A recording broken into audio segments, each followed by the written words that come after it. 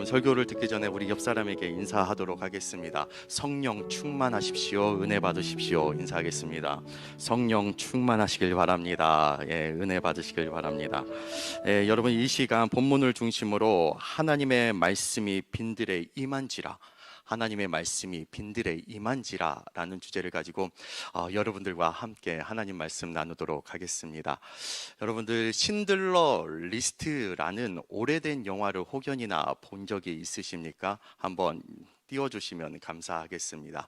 이러한 신들러 리스트라는 영화가 독일 나치 정권에 바로 유대인들이 많이 학살을 받았습니다. 핍박을 받았습니다. 그런데 이때 신들러라는 사람이 자신의 재산을 다 바치면서 유대인들, 핍박과 학살을 받고 있는 유대인들을 한 사람 한 사람 구하는 스토리, 바로 아름다운 스토리가 바로 신들러 리스트라는 그러한 영화입니다. 그런데 여기서 표지에 나와 있는 것처럼 여러분, 컬러입니까? 흑백입니까? 흑백이죠. 여러분들, 이 시대 때 충분히 컬러로 제작할 수 있음에도 불구하고 흑백으로 제작한 이유가 뭐냐면, 그 시대 때 암울하고 어둠캄캄한 그러한 것을 감독이 표현하기 위하여서 의도적으로 흑백으로서 영화를 제작을 했다라는 겁니다. 그런데 딱 한순간 컬러가 나옵니다. 한 장면이 컬러가 나옵니다. 다음 장면 보여주시면 감사하겠습니다. 네, 이 장면이에요. 이 장면, 빨간 코트를 입고 있는 여자아이만이 바로 컬러로 나오게 된다는 겁니다. 이것 또한 바로 감독의 의도가 있겠죠. 어떤 의도가 있겠습니까? 바로 신들러와 같이 자신을 희생하고 오직 의의 길을 가고 한 영혼이라도 구원할 수 있는 그런 단 한 사람만 있다라면 다음 세대는 흑백이 아니라 뭐가 된다? 바로 컬러가 된다라는 것에 대한 바로 감독의 의도가 있는 그러한 장면이라는 것입니다. 여러분들, 이 시대에 어떻습니까? 컬러인 것 같습니까? 흑백인 것 같습니까? 정치를 봐도, 종교계를 봐도, 우리 군사적을 봐도, 그리고 외교를 봐도 컬러에 가깝다는 것보다도 흑백에 더욱더 가까운 것 같습니다. 오히려 암울합니다. 우울합니다. 이 시대 때 이렇게 흑백과 같은 세상을 바로 컬러와 같은 세상으로 바꾸기 위해서는 바로 단 한 사람, 신들러와 같은 그러한 사람이 필요하다는 것입니다. 의의 길을 쫓아가고, 그리고 한 영혼이라도 구원하기 위하여서 몸부림치고 자기를 희생할 줄 아는 그러한 신들러와 같은 그러한 사람이 필요하다는 것입니다. 그러한 사람이 바로 우리 영종은혜교회 우리 성도들 되기를 간절히 소망합니다. 네, 오늘의 본문의 주인공인 세례 요한이 등장합니다. 이 세례 요한이 꼭 영화상에 나와 있는 이 신들러와 같지 않을까라는 생각이 듭니다. 그 시대의 상황 또한 암울합니다. 어둠이 캄캄합니다. 막막합니다. 답답합니다. 그렇지만 이 세례 요한이 의의 길을 행했고 오직 한 영혼을 위하여서 몸부림쳤고요, 자기를 희생하면서 주의 길을 예비한 자가 바로 세례 요한이었다는 것입니다. 그 전에 세례 요한에 대해서 살펴보는 것보다도 그 시대적인 상황을 먼저 살펴보도록 하겠습니다. 먼저 정치적인 상황을 한번 살펴보도록 하겠습니다. 1절 말씀 여러분들만 한번 읽어보도록 하겠습니다. 시작. 디베리오 황제가 통치한 지 15해 곧 본디오 빌라도가 유대의 총독으로 헤롯이 갈릴리의 분봉왕으로 그 동생 빌립이 이두레와 드라고닛 지방의 분봉왕으로 루사니아가 아빌레네의 분봉왕으로. 그대로 띄워주세요. 디베리오 황제라는 것은 로마와 유럽을 제패했던 황제입니다. 유럽을 전체적으로 다스리고 있는 황제가 바로 디베리오 황제입니다. 이 디베리오 황제가 유대 지역을 다스리라고 보낸 사람이 있죠. 바로 우리도 잘 알고 있는 본디오 빌라도입니다. 유대 땅을 다스리고 통치해라 라고 보냈습니다. 그런데 자체적으로 유대 땅 가운데 4명의 왕이 또 등장을 해요. 4명의 왕이 바로 유대 땅이 이와 같다라면 4등분을 합니다. 그래서 한 지역은 다른 헤롯이, 또 다른 지역은 다른 헤롯이 바로 다스립니다. 이런 왕을 분봉왕이라고 합니다. 여러분들, 백성의 입장으로 한번 생각해 보시기 바랍니다. 누구의 다스림을 받아야 할지 헷갈리지 않았을까요? 누구의 통치를 받아야 할지 막 엇갈리지 않았을까요? 누구를 의지할 바를 알지 못하는 것이 바로 백성들의 입장이었다라는 것입니다. 정치적으로도 아주 혼란스러웠습니다. 여러분들, 이렇게 정치적으로 혼란스러우면요, 누구를 의지할 바 가 되잖아요. 누구 의지할 바를 찾습니다. 그것이 바로 하나님일 텐데 바로 종교계는 어땠을까요? 종교계 또한 혼란이었어요. 엉망진창이었습니다. 2절 말씀 여러분들로 한번 종교계 상황을 보도록 하겠습니다. 시작. 안나스와 가야바가 대제사장으로 있을 때에 하나님의 말씀이 빈들에서 사가랴의 아들 요한에게 임한지라. 네, 대제사장이 몇 명입니까 지금? 몇 명이에요, 여러분들? 안나스와 가야바 2명이에요. 여러분 구약 시대 때 성경을 잘 읽어보면요, 대제사장은 오직 몇 명이에요? 1명이에요. 그런데 세례 요한이 지금 사역할 그 시점 가운데 대제사장은 몇 명이에요? 2명이에요. 예, 이것은 권력의 싸움이 있다라는 것을 우리가 여기서 쉽게 파악할 수 있습니다. 안나스는 누구냐면요, 바로 가야바의 장인 어른이에요. 즉 대제사장의 권력을 내놔야 하는데 이가 내놓기 싫어서 바로 안나스를, 자기의 사위를 대제사장을 세워놓고 바로 비선 실세 노릇을 하고 있다라는 것입니다. 즉 종교계 또한 엉망진창이에요. 암울해요. 혼란스러워요. 이때 하나님의 말씀이 임하기 시작합니다. 2절 가운데 하나님의 말씀이 임하는데 어디 가운데 하나님의 말씀이 임합니까? 성전 가운데 임합니까? 아니에요. 어디예요? 빈들의 누구 가운데?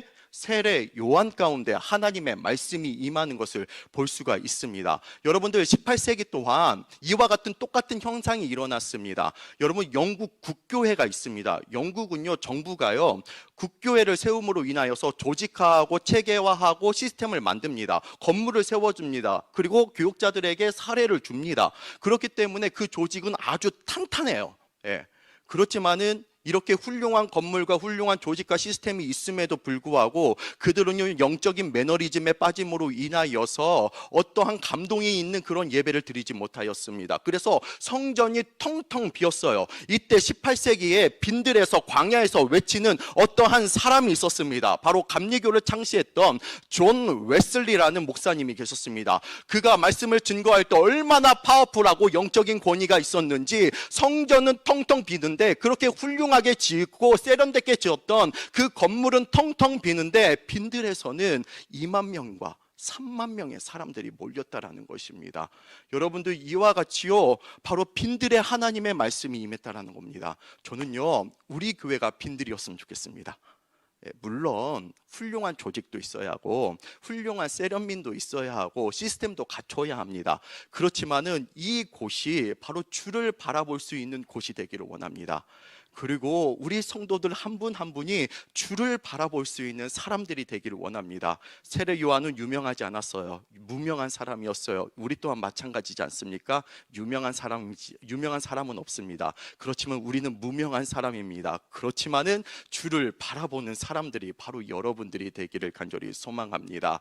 아무튼 빈들의 세례 요한 가운데 하나님의 말씀이 임했다라는 것입니다. 예수님께서 사역한 것 또한 마찬가지예요. 이전에 종교 지도자들은 말씀을 전하는데 전혀 힘이 없어요. 영적인 파워가 없어요. 그렇지만 예수님께서 말씀을 증거했을 때는 영적인 힘과 영적인 파워가 있음으로 인하여서 말씀을 증거하는 그 자리마다 바로 치유와 그리고 귀신이 떠나가는 그러한 변화들이 일어났다라는 것입니다. 그래서 종교 지도자들이 너무나 질투가 나서 예수님 앞에 이렇게 질문하죠. 무슨 권위로 당신이 일합니까? 무슨 권위로 당신이 일합니까? 라고 그렇게 이야기했다는 겁니다. 여러분들 종교 지도자들이 가지고 있는 이 권위라는 개념은요, 이와 같아요. 무슨 권위로 일합니까? 라는 그러한 말은요, 당신 어디 신학교 나왔습니까? 당신 어디 출신입니까? 지금 당신을 가리키고 있는 랍비, 선생님은 누굽니까?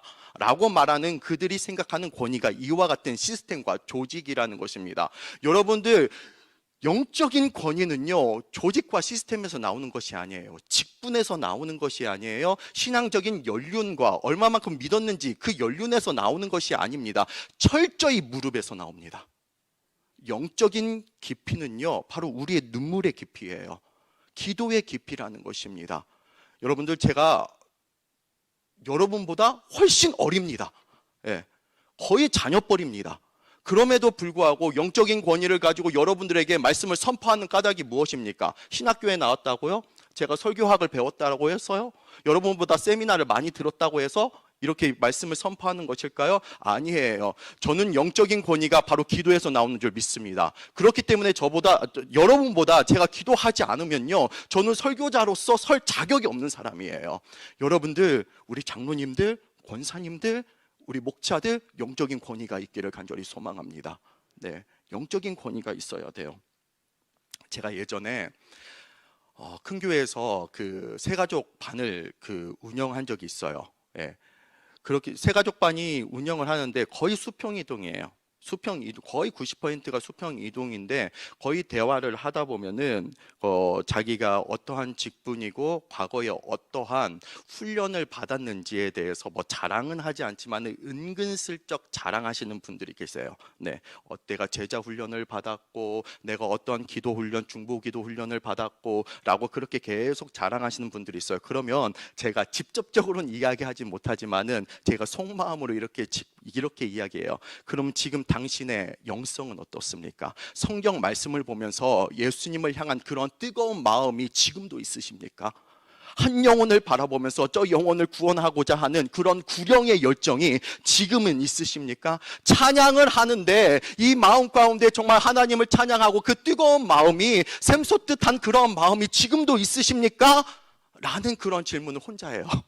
네, 혼자 한다는 겁니다. 여러분들에게 질문합니다. 과거의 영성은 중요하지 않아요.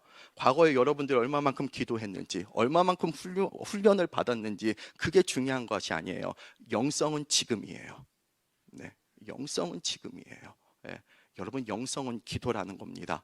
이렇게 파워풀하게 세례 요한이 기도함으로 인하여서 설교를 하였습니다. 그런데 그 설교가요, 절대로 부드러운 설교가 아니에요. 사랑과 격려가 가득한 그런 설교가 아니에요. 완전 백성들의 심령을 찌르고 고발하는 그러한 메시지였습니다. 간단히 이야기하자면, 이 독사의 자식들아 라고 그런 메시지를 전해요. 이것을 심하게 말했을 때는 이 마귀의 자녀들아, 이 저주받을 사람들아 라고 그렇게 이야기하는 것과 같다라는 것입니다. 이렇게 약간 찌르는 그러한 말씀을 선포되었을 때 백성들은 기분 나빠했을까요? 아니에요. 그 말씀 앞에 순복했다라는 거예요. 그 영적인 권위 앞에 철저히 순복했다라는 거예요. 그래서 이들이 기분 나쁘네, 나 더 이상 세례 요한의 말씀을 못 듣겠어 라고 떠나버리는 것이 아니라, 이들이 어떻게 반응했냐면 바로 10절 말씀에 이렇게 반응했다 는 겁니다. 여러분들 읽겠습니다. 시작.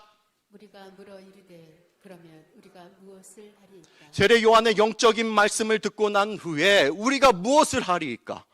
우리가 무엇을 하리이까? 라고 그러한 영적인 질문을 스스로 내어 던졌다라는 겁니다. 여러분들, 설교 말씀을 들으면요, 목사님 은혜 받았습니다. 목사님 오늘 예배 분위기 너무나 좋았어요 라고 그렇게 말해주는 거 너무나 감사해요. 그렇지만 설교를 듣고 난 후에 여러분들의 심령 가운데 이런 것이 있어야 돼요. 그러면 무엇을 하리이까?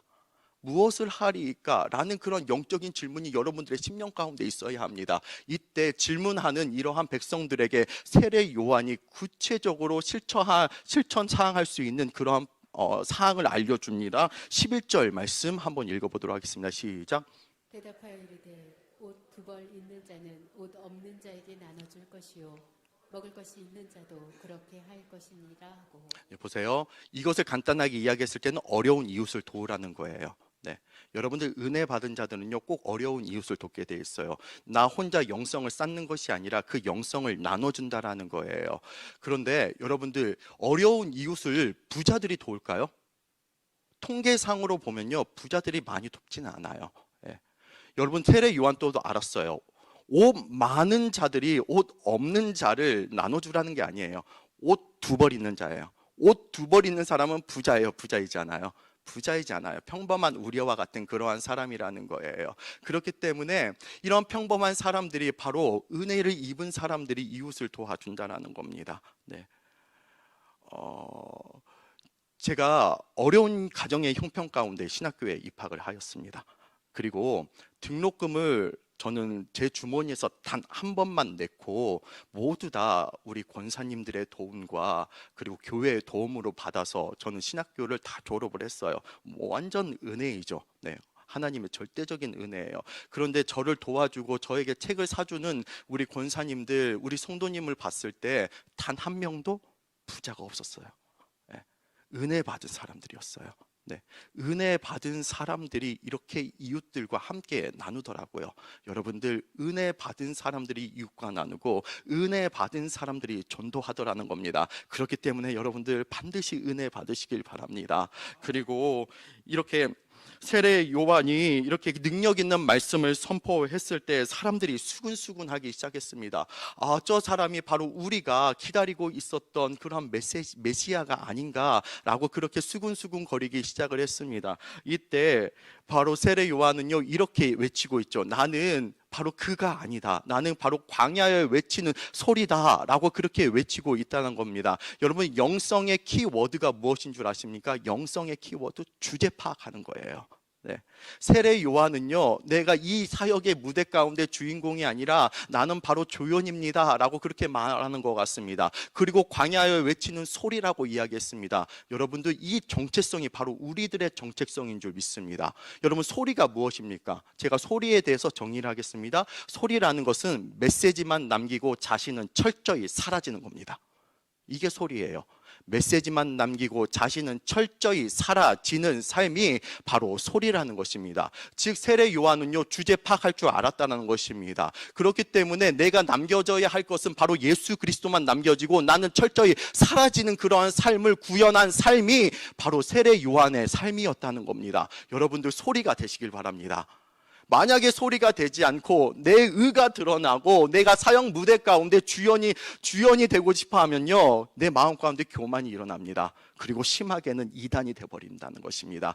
영성은요 주제 파악하는 것입니다. 그렇기 때문에 하나님께서 쓰시는 사람은요 교만한 사람이 아니에요. 하나님께서 쓰시는 사람은요 겸손한 사람이에요. 그릇으로 비유하자면 금그릇과 은그릇 같은 사람을 하나님께서 사용하시는 것이 아니라 깨끗하고 손쉬운 그릇을 하나님께서 사용하신다는 것입니다. 여러분들, 집안에 창장에 금그릇 은그릇 있습니까? 금그릇 은그릇 갖다가 밥 드시는 분들이 있습니까? 거의 창장에 있으면요 전시용이에요. 네, 여러분들이 하나님 앞에 전시용이 되지 않기를 원합니다. 네, 깨끗하여서 손쉽게 쓰는 그런 그릇들이 되기를 원합니다. 네, 절대로 하나님 앞에 까다로운 그릇이 되지 않기를 원합니다. 저는 이렇게 기도해요. 하나님, 저는 비단 손수건이 되는 것보다도 하나님 앞에 매일 쓰임을 받는 그러한 걸레와 같은 그런 존재가 되기를 원합니다 라고 그렇게 고백을 한다는 것입니다. 여러분, 비단 손수건이 되어서는 안 됩니다. 손쉽게 쓰는 그런 걸레와 같이 하나님 앞에 매일 쓰임을 받는 그러한 사람이 되어야 합니다. 여러분들, 까다로운 사람이 되지 않기를 원합니다. 어느 청년이 있었습니다. 그 청년이 피아노를 전공을 했어요. 정말 잘 쳐요. 그런데 그를 부르는 사람이 아무도 없어요. 목회자가 그를 부르지가 않아요. 평신도 리더십이 피아노 좀 섬겨달라고 부르지 않아요. 여러분들, 그 그릇은 치운 그릇이에요? 까다로운 그릇이에요? 까다로운 그릇이에요. 정말 하나님을 사랑하잖아요. 까다로운 그릇으로서 살아가지 않아요. 쉬운 그릇으로서 살아간다는 겁니다. 어떠한 청년이 연애를 하는데 이러한 이유 때문에 연애를 못하더라고요. 내가 상대방에게 쉬운 여자로 비춰질까 봐 라는 그러한 걱정 때문에 연애를 못하더라고요. 그 청년은 잘못된 생각을 가지고 있는 거죠. 여러분, 사랑이라는 것은요 상대방에게 쉬워 보이는 거예요. 가라고 하면 가는 거예요. 오라고 하면 오는 거고요. 부탁하면요 부탁을 들어주는 거예요. 상대방에게 바로 편안한 존재가 되어지고 상대방에게 쉬운 존재가 되어주는 것이 바로 사랑이라는 겁니다. 여러분들, 하나님과 우리와 관계 또한 마찬가지예요. 여러분, 하나님을 정말 사랑하잖아요. 까다로우면 안 돼요. 쉬운 존재가 되어야 한다는, 쉬운 그릇이 되어야 한다는 것입니다. 그런 쉬운 그릇이 바로 여러분들의 삶이 되기를 간절히 소망합니다. 그럴 때 하나님께서 여러분들의 삶 가운데 친히 역사하여 주실 거라 믿습니다. 여러분, 오늘 말씀을 준비하면서 제가 저의 삶을 한번 뒤돌아봤어요. 좀 잔잔히 좀 반주 좀 부탁드릴게요. 저의 삶을 한번 뒤돌아봤어요. 내가 쉬운 그릇으로서 하나님 앞에 쓰임 받아야지 헌신하기 위하여서 신학교에 들어가고, 그리고 사역자로서 약 16년 동안 헌신을 하였는데 언제 하나님 앞에 까다로운 그릇으로서 한번 생활한 적이 있나 라고 한번 스스로 자가 점검을 해봤습니다. 이 자가 점검을 했을 때 딱 한 사건이 걸리더라고요. 한 사건이 제 마음고에 걸리더라고요. 약 7년 전에 있었던 사건이에요. 제가 5, 6학년 아이들을 가르치고 있었던 그때입니다. 그때 아이들이 총 250명이었어요. 그래서 한 명 한 명 조금 관리하기 많이 힘들었어요. 그리고 거의 부모님들이 상담하는 패턴이 이와 같은 패턴이었어요. 우리 아이가 사춘기라서 부모님 말씀도 듣지 않아요. 그리고 게임에 빠져 있어요 라고 그러한 패턴 가운데 항상 상담을 요청했다는 겁니다. 어느 부모님 또한 저에게 그렇게 상담했어요. 목사님 우리 아이가 말을 듣지가 않아요. 그리고 항상 게임만 하고 공부도 하지 않아요. 목사님 한번 집에 방문하셔서 저희 아이 좀 상담 좀 기도 좀 해주세요 라고 그렇게 이야기를 했습니다. 그런데 제가 사역의 스케줄이 너무나 바빠서 그러면 제가 다음 주나 다다음 정도에 신방하겠습니다, 기도해드리겠습니다 라고 그렇게 이야기를 드렸어요. 정말 바빴거든요. 사역 스케줄이 꽉 차 있었거든요. 그래서 그 말을 하고 난 후에 3일 후에 이와 같은 사건이 일어났어요. 그 아이가 게임만 하고 있으니까는 어머니가 이렇게 이야기한 거예요. 너 공부도 안 하고 지금 뭐 하고 있냐고, 지금 게임만 할 거면 그냥 나가버리라고, 그렇게 좀 잔소리를 했나 봐요. 그 잔소리를 듣고요, 그 아이가 게임기를 집어 던지고 11층에 살았는데 11층에서 뛰어내려 버렸어요. 그 이야기를 제가 새벽 1시에 들었어요. 새벽 1시에 전화를 받고 난 후에 아주대병원, 수원에 있는 아주대병원으로 달려갔어요. 목사라는 이유 때문에 그 아이를 시신을 보여주더라고요. 어떻게 죽었는지. 하얀 천으로 그 아이를 감싸고 있는데 피투성이에요. 그 모습을 보는데, 죄송해요 이렇게 표현해서, 정말 미치겠더라고요. 정말 환장하겠더라고요.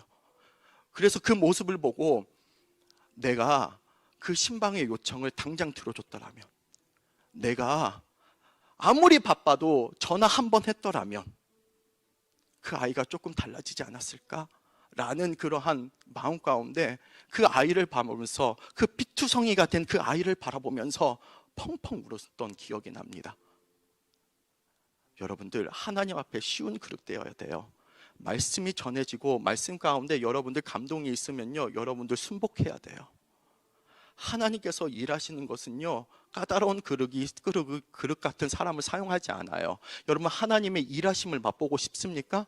절대로 까다로운 그릇 되지 마세요. 하나님의 일하심을 보고 싶으면요, 쉬운 그릇이 되세요. 말씀 앞에 순복하세요.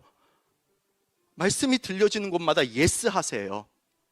힘들지라도 어려울지라도 여러분 예수로서 언제나 하나님 앞에 쉬운 그릇으로서 쓰임받는 여러분들 되기를 원합니다. 이 시간 우리가 결단했으면 좋겠습니다. 하나님, 내가 겸손함으로 인하여서 하나님 앞에 세례 요한처럼 소리아와 같은 그런 존재로서 하나님의 일하심을 보기를 원합니다 라는 그러한 마음으로 이 시간 다 함께 찬양하길 원합니다.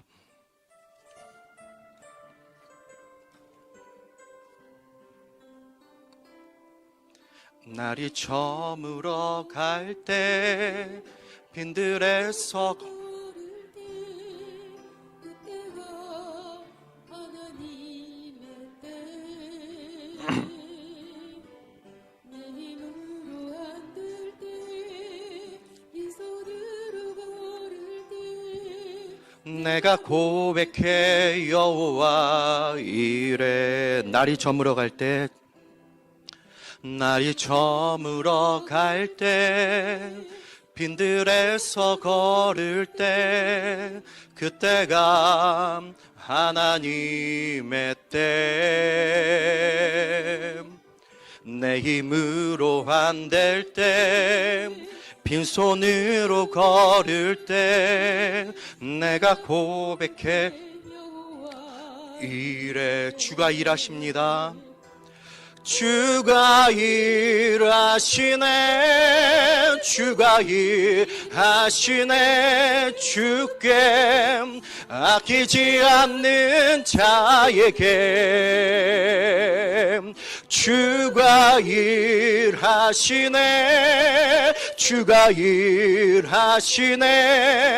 신뢰하며 걷는 자. 다시 한번 고백합니다. 주가 일하십니다. 주가 일하시네, 주가 일하시네. 주께 아끼지 않는 자에게 주가 일하시네, 주가 일하시네.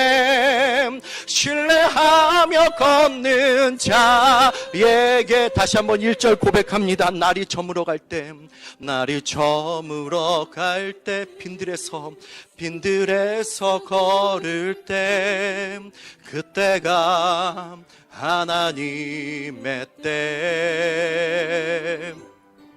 내 힘으로 안 될 때, 빈손으로 걸을 때, 내가 고백해 여호와 이래. 다시 처음부터 찬양합니다. 날이 저물어 갈 때, 날이 저물어 갈 때, 빈들에서 걸을 때, 그때가 하나님의 때. 내 힘으로 안 될 때, 빈손으로 걸을 때, 내가 고백해 여호와 이래. 쉬운 그릇들에게 일하십니다. 주가 일하시네. 주가 일하시네. 주께 아끼지 않는 자에게 주가 일하시네. 주가 일하시네.